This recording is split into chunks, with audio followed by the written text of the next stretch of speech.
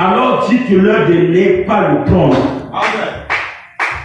Bien aimé, est-ce que tu as le Saint-Esprit pour saisir la parole? Que Dieu te ouvre l'entendement. Si un prédicateur ne veut pas des bonnes parmi ses fidèles, alors dites-lui de ne pas les prendre. Mais qu'il ne critique pas ceux qui écoutent ça.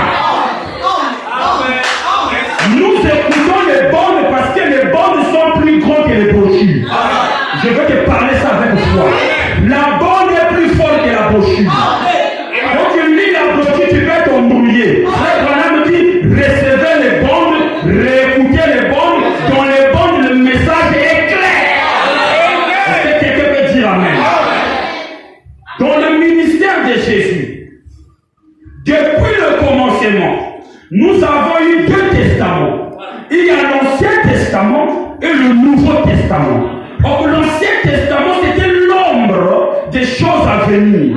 Et non la vraie représentation exacte des choses. Si tu prends l'Ancien Testament sans prendre le Nouveau Testament, tu seras embrouillé. Alors, pour être équilibré, il faut prendre l'Ancien et le Nouveau Testament. Aujourd'hui, nous avons reçu dans ce message le Premier Testament, qui est les bonnes et plutôt qui est les brochures. Les brochures sont venues avant les bonnes. Quelqu'un peut dire amen? On nous a d'abord envoyé les brochures.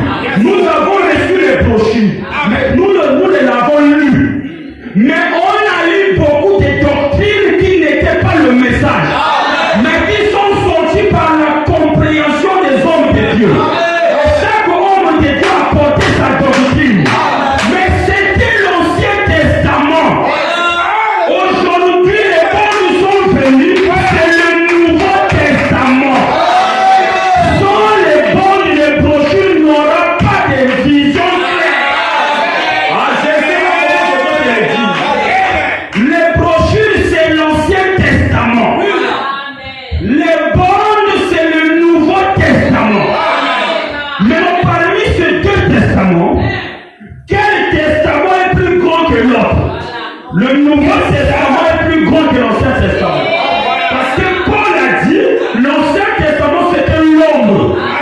Qu'est-ce que l'ombre? Quand un homme est debout, il projette son ombre. Et l'ombre là va avant le propriétaire du corps. Et les gens ont reçu l'ombre, ils ont dit voilà le testament. Mais le propriétaire du corps a dit non, ça c'est pas encore moi. C'est vrai que par l'image c'est moi, mais c'est pas le vrai moi, parce que ça c'est que l'ombre. Et le vrai moi arrive après, dites amen.